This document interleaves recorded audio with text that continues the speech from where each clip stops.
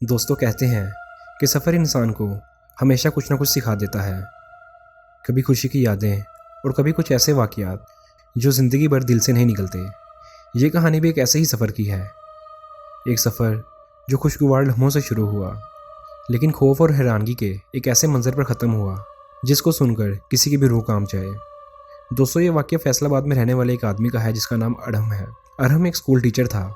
वो खुश मिजाज और सफ़र का शौकीन था। हर छुट्टी के मौका पर वो कहीं ना कहीं घूमने का प्लान ज़रूर बनाता था। उसका एक दोस्त रेहान था जो कि उसी के मोहल्ले का था। रेहान भी सफ़र और एडवेंचर का बहुत ज़्यादा दीवाना था। दोनों जब मिलते तो नया प्लान लाजमी बनता था। यह साल 2019 और दिसंबर का महीना था। सर्दी अपनी पूरी शिद्दत पर पड़ रही थी। बच्चों को स्कूल से छुट्टियां हो चुकी थी। अरहम और रेहान ने भी डिसाइड किया कि इस दफ़ा मड़ी का रुख करते हैं। ज़िंदगी में पहली बार बर्फ़ गिरती देखेंगे।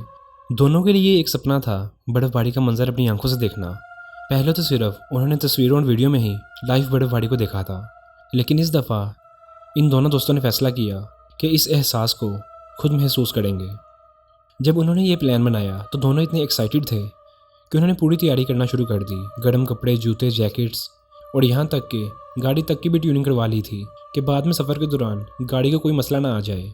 उनका तीसरा दोस्त दानियल भी इस ट्रिप में शामिल होना चाहता था। दानियल फ़ौज में कैप्टन था और उन दिनों लाहौर में पोस्टेड था। वो भी उनका बचपन का दोस्त था और उसके बगैर उनका कोई ट्रिप मुकम्मल नहीं होता था। प्लान ये बनाया कि अरहम और रेहान फैसलाबाद से गाड़ी लेकर लाहौर आएंगे। वहाँ से दानियल को पिक करके मड़ी की तरफ रवाना होंगे। इसी तैयारी के साथ छुट्टियों का यह पहला दिन था। पहला दिन उन्होंने घर गुजारा ताकि वो आराम कर सकें और अगली सुबह लंबा सफ़र करने में उनको आसानी हो। फैसलाबाद से लाहौर और फिर मड़ी तक का सफ़र लंबा था, लेकिन क्योंकि दोनों दोस्तों को ड्राइविंग आती थी उन्होंने तय किया कि दोनों बारी बारी गाड़ी चलाएंगे ताकि किसी एक पर थकान का बोझ न पड़े। अगली सुबह तकरीबन 8 बजे दोनों ने अल्लाह का नाम लेकर सफ़र का आगाज़ किया। फैसलाबाद से निकलते निकलते 9 बज चुके थे। मोटरवे पे चढ़ते ही अरहम ने दानियल को कॉल किया और कहा, हम निकल चुके हैं, दोपहर तक तुम्हारे पास पहुंच जाएंगे, तुम भी बिल्कुल तैयार रहना। लाहौर पहुंचकर दोनों सीधा दानियल के पास गए। वहाँ तीनों ने मिलकर खाना खाया, फिर थोड़ा हंसी मजाक हुआ। शाम को तकरीबन 4 बजे के वक्त तीनों दोस्त मड़ी की तरफ निकल गए। लाहौर से रावलपिंडी का सफ़र हंसी मजाक और खुशी भरी गुफ्तगू में गुजरा। तीनों दोस्त पुरानी यादें ताज़ा कर रहे थे, कॉलेज के दिन याद कर रहे थे और ऐसे ही मजाक मजाक में वक्त का पता नहीं चल रहा था। हर चेहरा मुस्कुराया हुआ लग रहा था। उनकी हर बात में एक मज़े की लहर थी। लेकिन उनका ये मज़ेदार सफ़र ज़्यादा देर तक नहीं चला। जैसे ही उन्होंने रावलपिंडी से मड़ी एक्सप्रेस का रुख किया, सामने एक लंबी लाइन थी। हज़ारों गाड़ियाँ खड़ी थी, पूरा ट्रैफिक जाम था और हर तरफ हॉर्न की आवाज़ थी और लोगों के बेचैनी बड़े चेहरे थे। मड़ी में बर्फ़बारी की खबर सुनकर अरहम, रेहान और दानियल जैसे हज़ारों सयाबी इसी ख्याल में मड़ी की तरफ निकल चुके थे कि इस दफ़ा बर्फ़बारी लाइव गिरती हुई देखेंगे। लेकिन सभी लोग इसी जाम में फंस गए थे। तकरीबन 3 घंटे तक तीनों दोस्त उसी ट्रैफिक जाम में अटके रहे। वो गाड़ी के अंदर म्यूज़िक चलाकर वक्त गुजारने की कोशिश कर रहे थे, लेकिन हर गुजरने वाले मिनट के साथ उनका जज्बा भी ठंडा पड़ता जा रहा था। आखिरकार दानियल ने कहा, इस तरह तो हम सुबह तक मड़ी नहीं पहुंच पाएंगे, बेहतर है इस्लामाबाद वापस चलते हैं, रात वहीं रुक जाते हैं, कल कोई और प्लान बना लेंगे। रेहान ने दानियल की बात पर रजामंदी जाहिर की और कहा, बात तो सही है यार, जितना बड़ा जाम है गाड़ी यहाँ से हिलने नहीं वाली। दिल तो उतरा हुआ था, लेकिन तीनों ने फैसला किया। उन्होंने गाड़ी वापस मोड़ी और इस्लामाबाद के एक होटल में रूम ले लिया। रात को गर्म चाय के साथ तीनों ने बैठकर एक प्लान बनाया। दानियल ने एक मशवरा दिया, मड़ी की तो अब कोई तवक्को भी नहीं है, जगह मिलेगी भी नहीं, क्या ख्याल है हम सिंध की तरफ चलते हैं, सखर और मोहनजोदारो देखते हैं, वहाँ सर्दी तो कम होगी लेकिन एक नया तजुर्बा मिल जाएगा। अरहम और रेहान को यह आइडिया पसंद आया, लेकिन एक मसला था, दानियल को कॉल आ गई थी। दानियल को 2 दिन बाद अपने यूनिट में वापस रिपोर्ट करना था। उसके पास इतना वक्त नहीं था कि वो सिंध जा सके। उसने अफसोस से कहा, यार तुम लोग निकल जाओ और इन्जॉय करो, मेरी छुट्टी कम है, मैं यहाँ से कल सुबह लाहौर वापस चला जाऊँगा, फिर कभी हम तीनों साथ चलेंगे। ये सुनकर अरहम और रेहान थोड़ा उदास हुए। दानियल की मजबूरी थी। अगली सुबह उन्होंने दानियल को बस स्टॉप पर छोड़ा और गले लगकर अलविदा कहा और फिर दोनों सखर की तरफ रवाना हो गए। अब ये सफ़र सिर्फ अरहम और रेहान का रह गया था। इस्लामाबाद से सखर तक का रास्ता नया और दिलचस्प था। दोनों नए मनाजिर देखकर मज़े ले रहे थे और वो लोग शाम तक मुल्तान पहुँच गए। वहाँ उन्होंने एक होटल पर खाना खाने के लिए रुक गए। खाना खाते ही अरहम ने रेहान से कहा, यार सफ़र काफ़ी लंबा हो गया है, आज रात यहीं रुक जाते हैं, सुबह ताज़ा दम होकर निकलते हैं। लेकिन रेहान, जो सफ़र को लेकर बहुत ज़्यादा जज्बाती था और पुरजोश रहता था, फ़ौरन बोला, नहीं यार अरहम, बस थोड़ा ही तो सफ़र रह गया है। सखर मुल्तान मोटरवे अभी नहीं बनी है, 4 घंटे की बात है। वहाँ पहुंचकर आराम से सोएंगे। अरहम ने थोड़ा सोचा। उसका दिल नहीं चाहता था कि रात के वक्त सफ़र करना, लेकिन दोस्त की ज़िद के आगे वो खामोश हो गया। उसने कहा, चलो ठीक है। रात के तकरीबन 9 बजे दोनों ने फिर से कार चालू की, ये सोचकर कि बस कुछ घंटों का सफ़र है और सुबह तक सखर पहुंच जाएंगे। उन्हें क्या पता था कि ये फ़ैसला उनकी ज़िंदगी का सबसे खौफनाक और यादगार सफ़र बनने वाला है। गाड़ी चलाते हुए उनका एक ही ख्याल था कि बस सफ़र कुछ ही घंटों का है और वो सखर जल्द ही पहुंच जाएंगे। गाड़ी मोटरवे पे नई नई थी, सड़क भी मक्खन की तरह साफ और हमवार थी। रेहान स्टीयरिंग पर था, म्यूज़िक हल्का सा चल रहा था और दोनों मज़े में बातें करते हुए जा रहे थे।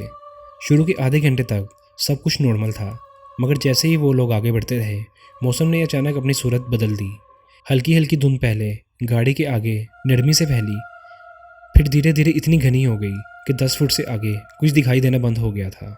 रेहान ने स्पीड कम की और कहा, यार लगता है आज मौसम का मूड ठीक नहीं है, देख कुछ समझ नहीं आ रहा। और हमने घड़ी देखी, रात के 12 बज चुके थे। अब मोटरवे बिल्कुल वीरान था, ना कोई गाड़ी आगे थी और ना ही कोई गाड़ी पीछे। सिर्फ उनकी गाड़ी का इंजन और टायर की आवाज़ उस हल्की सी खामोशी को तोड़ रहे थे। और हमने हल्का सा सांस लिया और कहा, लगता है हम दुनिया के 2 पागल लोग हैं जो इस वक्त यहाँ घूम रहे हैं। रेहान बोला, पागल नहीं भाई, हम एडवेंचर का शौक़ रखते हैं। लेकिन उसकी ये बात ज़्यादा देर तक नहीं टिक सकी। अचानक कुछ दूर जाते हुए उन्हें लाल और नीली लाइट चमकती हुई नजर आई। दोनों ने सोचा कि शायद मोटरवे पुलिस का चेक पोस्ट होगा। जैसे ही पास गए तो उनको समझ आया कि पुलिस ने गाड़ियां खड़ी की हैं और रास्ता बंद कर दिया है। जैसे ही वो उन गाड़ियों के करीब गए, एक पुलिस ऑफिसर ने उनको हाथ से रोका और बोला, भाई आगे घनी धुंध की वजह से एक बड़ा एक्सीडेंट हुआ है, मोटरवे टेम्परेरी तौर पर बंद है, आप लोग नेक्स्ट इंटरचेंज से नीचे उतर कर बाकी का सफ़र जीटी रोड से कर लो। उनके पास कोई ऑप्शन नहीं था। अरहम ने हाँ में सर हिला दिया और कार को मोटरवे से नीचे कर दिया। नीचे एक पतली सी रोड थी, वो कच्चे रास्ते वाली सड़क थी। दोनों तरफ लंबी लंबी झाड़ियाँ थी और उनके पीछे ऊंचाई वाले दरख्त थे। उन्होंने अपने फ़ोन पर गूगल मैप खोला तो देखा कि जीटी रोड सिर्फ 16 किलोमीटर दूर है। अरहम ने हंसते हुए कहा, सिर्फ 16 किलोमीटर है, बस थोड़ी देर की ही तो बात है। लेकिन उसे क्या पता था, ये छोटा सा रास्ता उसकी ज़िंदगी का सबसे लंबा सफ़र बन जाएगा। जैसे जैसे वो लोग आगे बढ़ते जा रहे थे, धुंध और घनी होती जा रही थी। अब ऐसा लग रहा था जैसे वो लोग सफ़ेद समुंदर में ड्राइव कर रहे हों। रेहान अब 30-40 की स्पीड से ज़्यादा नहीं चला रहा था। वो सड़क दोनों तरफ से घने खेतों और झाड़ियों से घिरी हुई थी। कहीं कोई आवाज़ नहीं थी, ना कोई गाड़ी और ना ही कोई इंसान। सिर्फ एक बेजान सा सुकून था जिसमें खौफ छुपा हुआ था। अरहम ने खिड़की खोल के बाहर देखा तो हर झाड़ी और दरख्त का साया अजीब लग रहा था, जैसे कोई अंधेरे में हरकतें कर रहा हो। उसने आंखें छोटी करके देखने की कोशिश की और तब उसका दिल एकदम ठर गया। खेतों के बीच में से एक सफ़ेद साया बिजली की तरह तेज़ रफ्तार से निकलकर सीधा उनकी गाड़ी के सामने आ गया था। वो एक औरत थी, लंबे सफ़ेद लिबास में, बाल खुले हुए थे, उसका चेहरा अंधेरे में छुपा हुआ था। सब कुछ इतना तेज़ हुआ कि अरहम के मुंह से बेख्तियार एक ज़ोरदार चीख निकली, रेहान आगे देखो। अरहम की ये चीख सुनकर रेहान घबरा गया। उसने फ़ौरन ब्रेक मारी, गाड़ी एकदम झटके से रुकी और अंदर बैठे वो दोनों भी सीट के आगे को झुक गए। 2-3 सेकंड तक गाड़ी के अंदर पूरी खामोशी थी। फिर रेहान ने गुस्से से कहा, क्या क्या हो गया तुझे? अरहम ने सांस संभालते हुए कहा, रेहान वहाँ एक औरत थी, गाड़ी के सामने आई थी। रेहान ने कंफ्यूज होकर बाहर देखा, कहाँ औरत? मुझे तो कुछ नज़र नहीं आ रहा, कोई भी नहीं है यहाँ। अरहम ने उंगली से सामने की तरफ इशारा किया, यार अभी तो थी, उस खेतों से निकलकर सीधा हमारी गाड़ी के सामने आई थी, तुमने नहीं देखी क्या? रेहान ने गाड़ी का दरवाज़ा थोड़ा खोला और बाहर झांक के देखा, वहाँ कुछ नहीं था, सिर्फ धुंध, हवा और बेजान सुकून था।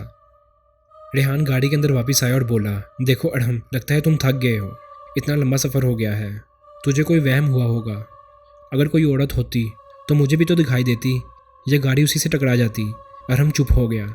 शायद रेहान सही कह रहा था, लेकिन उसके दिल में अभी भी तसल्ली नहीं थी।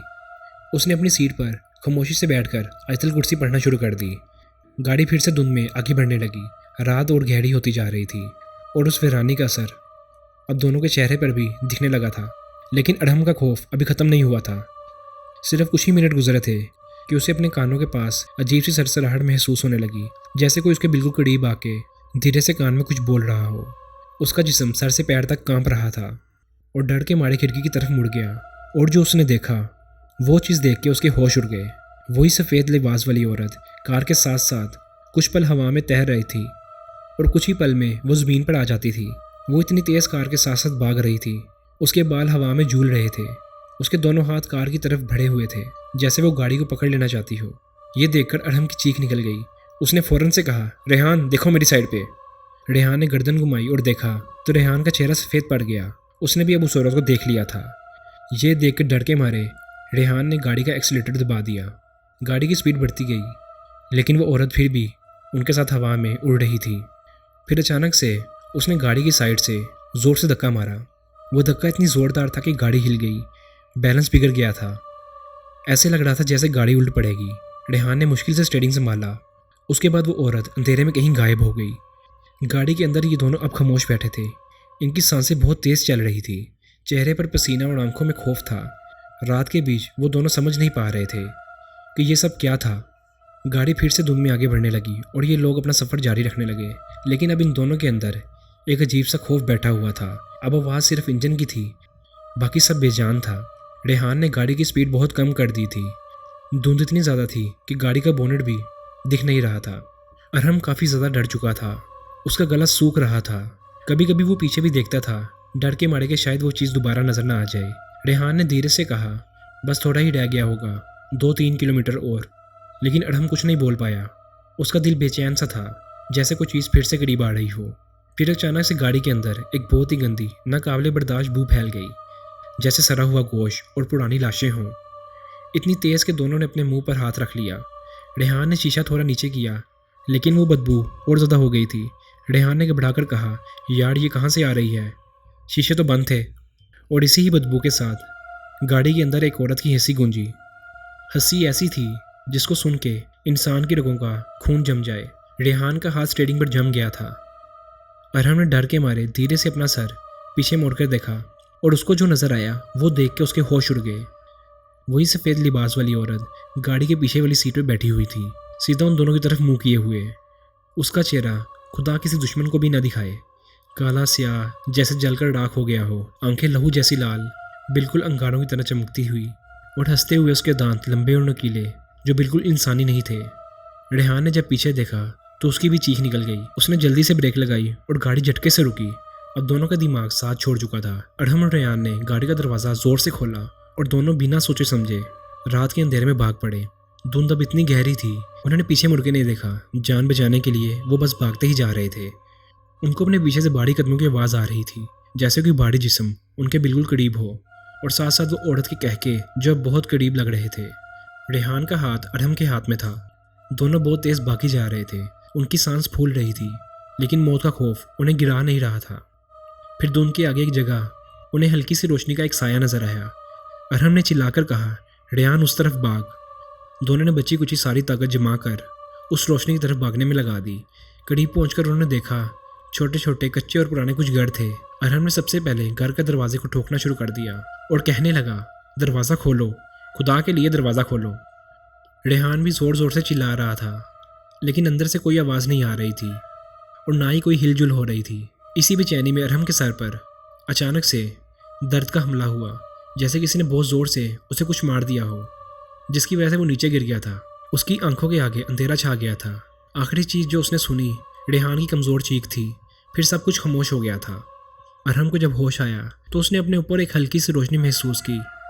आंखें जब खोली तो उसने देखा कि वो एक छोटे से साफ सुथरे कमरे में चारपाई पर लेटा हुआ है। कमरे में एक धीमी रोशनी थी, जैसे कोई पुराना बल्ब जल रहा हो। अरहम का सर हल्का हल्का अभी भी दर्द कर रहा था। अरहम ने उठने की कोशिश की और अपने आसपास देखने लगा। सामने वाली चारपाई पर रेहान भी बेहोश पड़ा हुआ था। दोनों ही कपड़े मिट्टी में बढ़े हुए थे। चेहरों पर थकान और खौफ साफ नजर आ रहा था। अरहम ने घबराकर आसपास देखा तो उसकी नज़र एक आदमी पर पड़ी जो उसके करीब कुर्सी पर बैठा हुआ था। अरहम एकदम सीधा होकर बैठ गया, क्योंकि वो आदमी कोई और नहीं बल्कि उनका दोस्त दानियाल था। अरहम की आंखें हैरत से खुल गईं। उसने पूछा, दानियाल तुम यहाँ, हम कहाँ हैं? दानियाल ने उसे पानी का गिलास दिया और कहा, अरहम पहले तुम आराम से बैठ जाओ, तुम दोनों बिल्कुल सेफ हो। फिलहाल सुबह के 5 बज रहे हैं और तुम दोनों कल रात से इसी घर में हो। ये गांव वालों का घर है, उन्होंने ही मुझे कॉल की थी। अरहम ने उलझन बड़ी नज़रों से उसकी तरफ देखा। दानियाल ने गहरी सांस ली और बात करना शुरू की और बताया कि कल रात जब तुम लोगों ने मुझे इस्लामाबाद से कॉल की थी और बताया था कि तुम सक्कर की तरफ निकल रहे हो, तो मैंने तुमसे कहा था राब्ते में रहना, लेकिन रात भर तुम दोनों के फ़ोन बंद थे। मैं पूरी रात तुम्हारा नंबर मिलाता रहा। सुबह इस गांव के एक आदमी ने तुम्हारा नंबर से कॉल की और मुझे बताया कि तुम दोनों उनके दरवाजे के बाहर बेहोश पड़े थे। बस मैं फ़ौरन लाहौर से निकल आया और यहाँ आ गया। अब तक जो रेहान बेहोश था वो भी उठ गया था। वो देरी से उठकर बैठा और जैसे ही उसकी नज़र दानियाल पे पड़ी, उसने सुकून का सांस लिया। दोनों अभी तक रात का मंजर याद करके कांप रहे थे। दानियाल ने दोनों की बात सुनी और उनको कहा कि गांव वालों ने बताया है कि यह रास्ता रात के वक्त बहुत खतरनाक माना जाता है। थोड़ी ही दूरी पर एक पुराना और वीरान कब्रिस्तान है, जहाँ के बारे में कहा जाता है कि वहाँ बदरूहों का बसेरा है। कई मुसाफिर रात के वक्त उनका निशाना बन चुके हैं। गांव वालों ने यह भी कहा है कई सालों पहले इस कब्रिस्तान में लोग काला जादू और अजीब अमलियात करते थे और इन्हीं कामों के बाद वहाँ ऐसे जिन और मखलूक़ात जिंदा होकर फिरने लगती हैं जो अंधेरे में गुजरते मुसाफिरों का पीछा करती हैं। अरहम और रेहान दानियाल की बात सुनकर कांप के, जो कुछ उन्होंने देखा था उसके बाद उन्हें उन बातों पर कोई भी शक नहीं था। दानियाल ने थोड़ी देर बाद गांव वालों की मदद से उनकी गाड़ी निकलवाई। जब अरहम और रेहान दोनों बाहर आए और अपनी गाड़ी को देखा तो उनका चेहरा खौफ से बढ़ गया। उनकी गाड़ी के पिछले दरवाजे पर एक बहुत बड़ा डेंट था, बिल्कुल ऐसा ही था जैसे किसी ने पूरी ताकत से धक्का दिया हो। अरहम और रेहान दोनों चुप हो गए थे क्योंकि उन्हें पता था यह वही धक्का था जो उसी मखलूक ने दिया था। अब सक्खर का पूरा प्लान खत्म हो चुका था। दोनों का दिल सिर्फ एक ही बात मान रहा था कि सिर्फ किसी तरह भी घर पहुंच जाए। दानियाल ने उन लोगों को गाड़ी में बिठाकर फैसलाबाद छोड़कर आया। तीनों के चेहरों पर अब भी कल रात का खौफ साफ लिखा हुआ था। इस वाक़ये ने अरहम की ज़िंदगी पर बहुत गहरा असर डाला। उसने उस दिन के बाद कभी भी रात के वक्त बाय रोड सफ़र नहीं किया। वो कहता है इंसान की हिफाजत अल्लाह के हाथ में होती है। कुछ रास्ते ऐसे होते हैं जो अंधेरे में जाग उठते हैं और वहाँ से गुजरना हमेशा हर किसी के बस की बात नहीं होती। आखिर में वो सिर्फ इतना कहता है, अल्लाह हम सबको अपनी हिफाजत में रखे, आमीन। तो कैसी लगी आपको ये स्टोरी अच्छी लगी इस वीडियो को लाइक करें और शेयर करें। हमारे यूट्यूब चैनल को जाकर सब्सक्राइब करें और बेल आइकन पे भी क्लिक करें ताकि आपको आने वाली हमारी वीडियोस के नोटिफिकेशन मिलते रहें। इस वीडियो में सिर्फ इतना ही। मैं मिलता हूँ आपको एक नेक्स्ट वीडियो में। तब तक के लिए अल्लाह हाफिज़।